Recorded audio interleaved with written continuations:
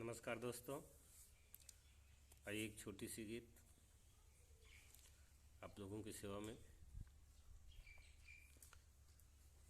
कहना है, हम तो कोटेदार यही भाई प्रधान भइल बा। अरे प्रधान भइल बा।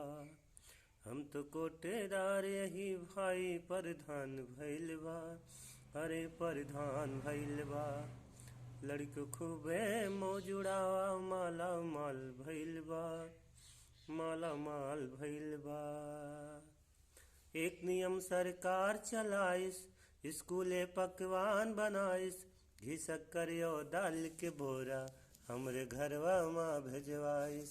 एक नियम सरकार चलाइस, स्कूले पकवान बनाइस। घी शक्कर यो दाल के बोरा हमरे घरवा माँ भेजवाइस।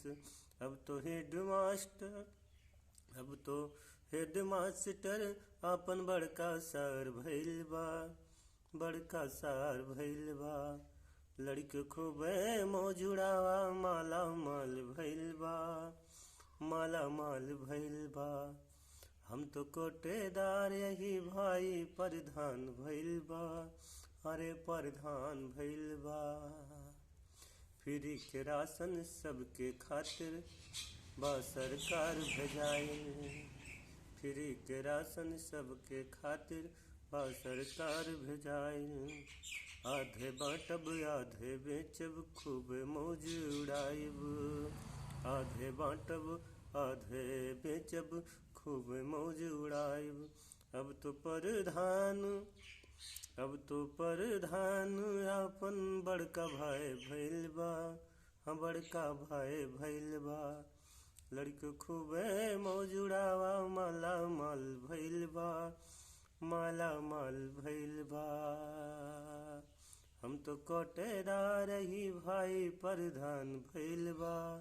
अरे प्रधान भइल बा। लड़के खूबे मौज उड़ावा माला माल भइल बा। माला माल भइल बा। एक नली के बात छोड़ दा, दो नलिया ले आइब हम। एक नली के बात छोड़ दा, दो नलिया ले आइब हम। दो चक्का तो खड़ी रहे पर चार चक्का दौड़ाइब हम। दो चक्का तो खड़ी रहे पर चार चक्का दौड़ाइब हम। काहे हो अब तो सिक्रेटरी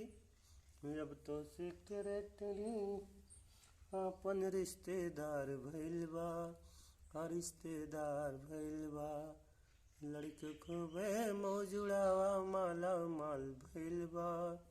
माला माल भइल बा।